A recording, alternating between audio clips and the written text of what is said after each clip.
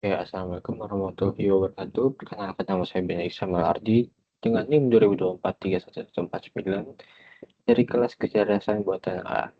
Di kesempatan kali ini saya ingin membahas tentang soal dan jawaban dari ujian akhir semester kecerdasan buatan yang telah disampaikan sebelumnya melalui Microsoft Teams. Oke, berikut adalah untuk soal pertama dan beserta jawabannya.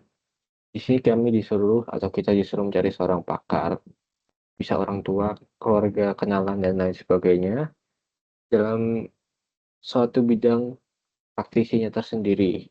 Nah, untuk profil pakar sendiri di sini saya mengambil dari mentor saya saat PKL dulu, yaitu Pak Junaidi atau Bang Junaidi, di mana dia bekerja itu di PLN Cawang, di mana dia bekerja di bagian logistik, gudang, dan pengadaan material operasional. Untuk jabatannya itu dia sekarang itu sebagai pengelolanya di bidang logistik dan material.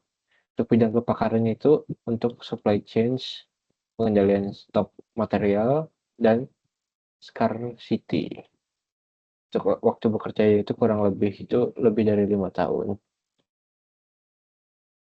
Nah, untuk daftar pertanyaan yang saya tanyakan kepada beliau atau daftar pertanyaan wawancaranya itu untuk kasus yang dibahas itu penentuan kapan dan berapa banyak suatu material didistribusikan dan berapa banyak barang yang harus dipesan ulang agar gudang itu gak kehabisan stok maupun kelebihan dari stok. Nah, untuk di sini saya ada 6 pertanyaan yang sudah saya rangkum. Yang pertama itu apa saja jenis material yang paling sering mengalami kelangkaan atau stock out di gudang dan penyebab utamanya. Untuk soal 2 itu bagaimana Bapak Junaidi atau Bang Junaidi itu menentukan batas stok minimum untuk setiap material yang ada sebelum harus dipesan ulang. Yang ketiga itu faktor apa saja yang dipertimbangkan saat memutuskan jumlah dan waktu pemesanan material ke supplier. Terus apakah ada kondisi khusus untuk proyek besar, gangguan distribusi, atau hari libur panjang yang mengubah cara pengambilan keputusan sebelumnya itu.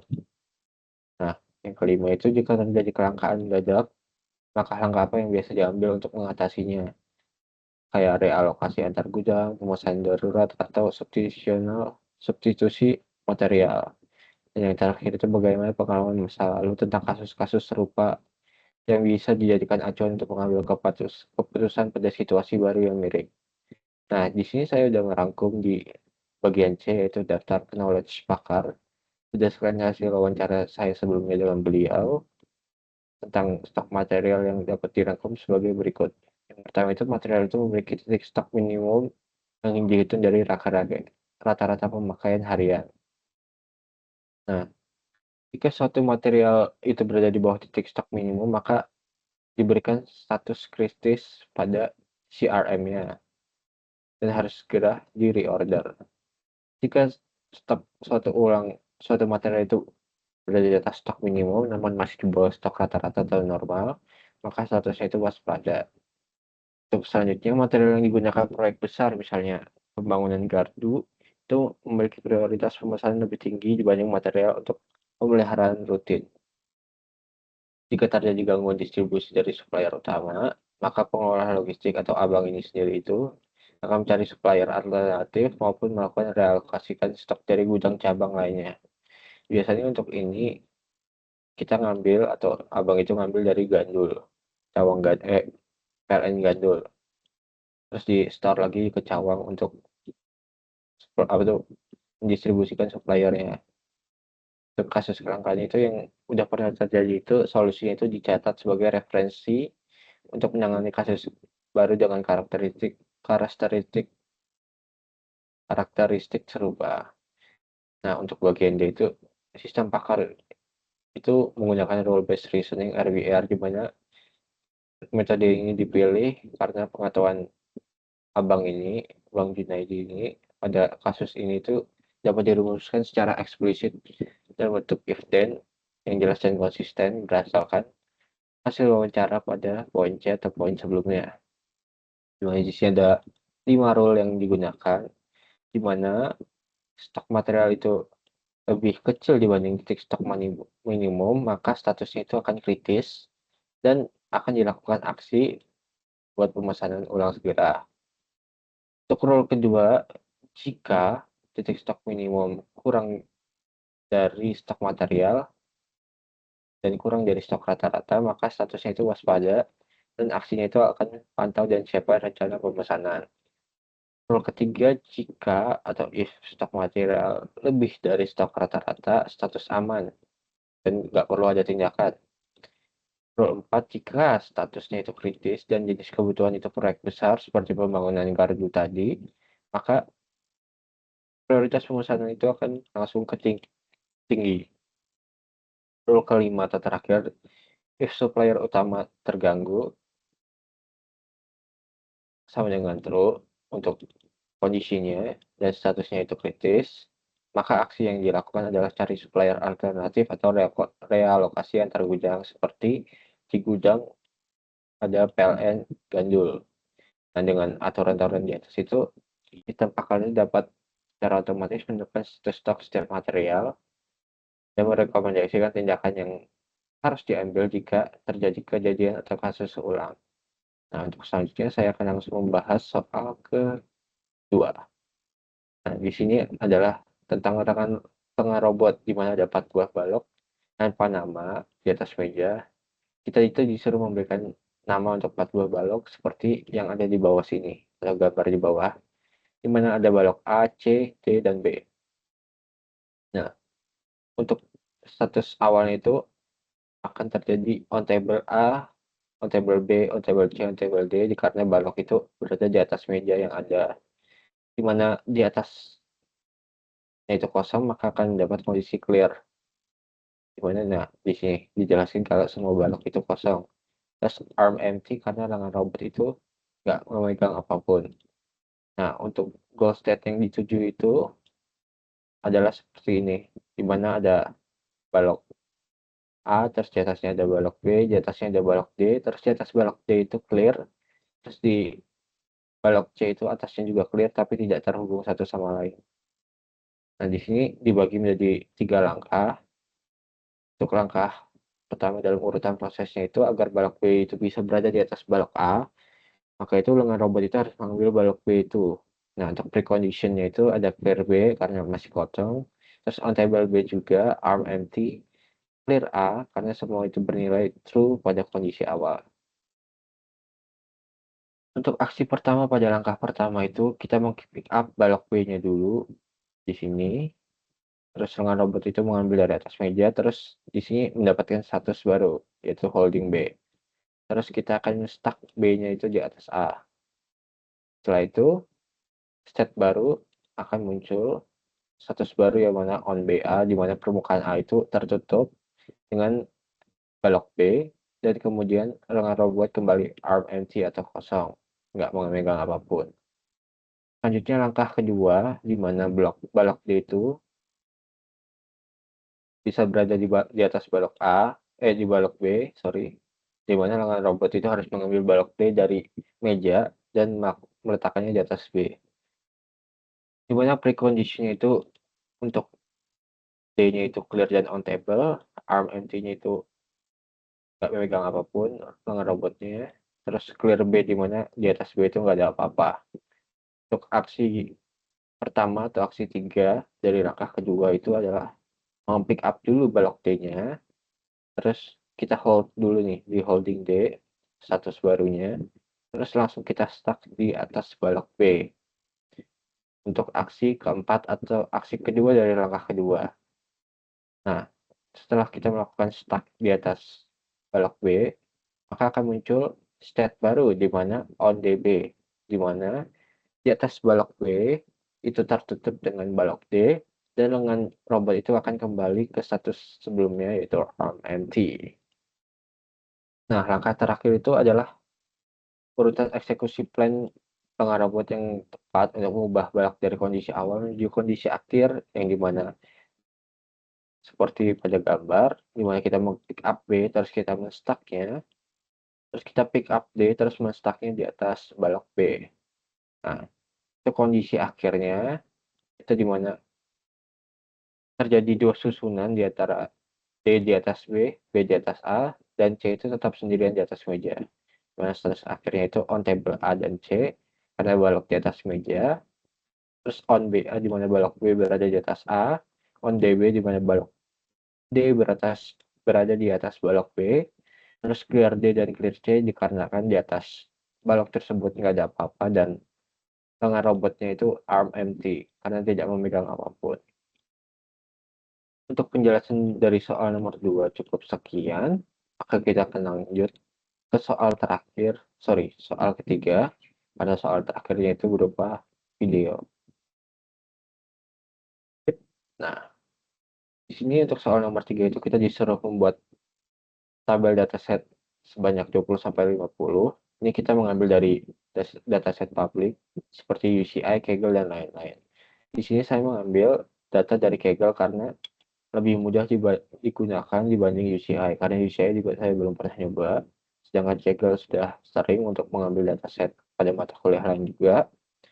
Terus berdasarkan dataset pada poin sebelumnya, yaitu poin A, kita disuruh membuat kasus dari salah satu masalah seperti supervised atau reinforcement unsupervised atau reinforcement learning.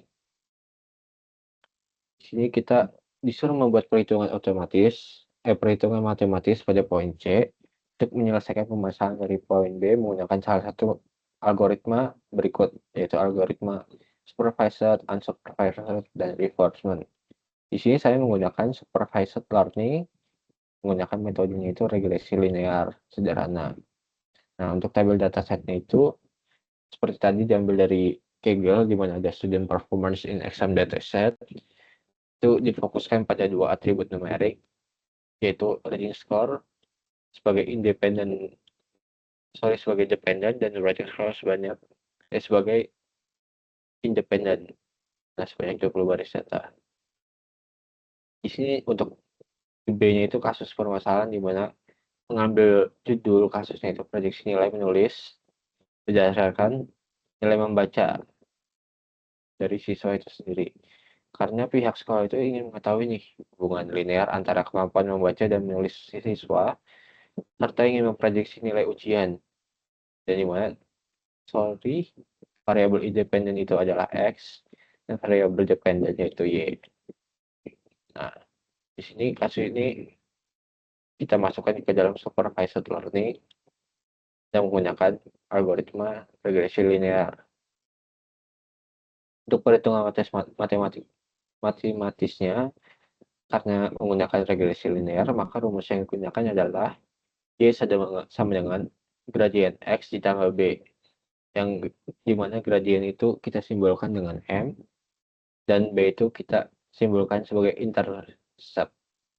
Nah, di sini kita juga menggunakan metode ordinary least squares OLS untuk koefisien gradien M dan intercept B. Di mana rumusnya adalah sebagai berikut, bisa dilihat sendiri. Ini sudah sesuai dengan yang pernah diajarkan di metode numerik juga. Nah, untuk perhitungan matematisnya di sini dibagi menjadi 5 langkah. Untuk langkah pertama itu kita mencari nilai-nilai yang dibutuhkan seperti N, X, Y, X dikali Y, dan X kuadrat.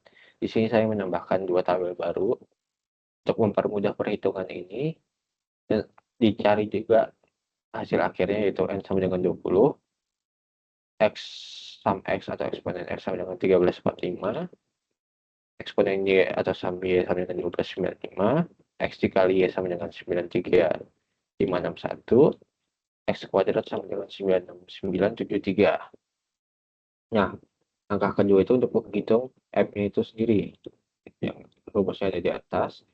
Di sini kita masukin N-nya itu sama dengan 20, terus kita masukin dari data di atas yaitu XY dikurang X dikali Y, terus dibagi lagi dengan N-nya yaitu 20 dikali X kuadrat dikurang X kuadrat.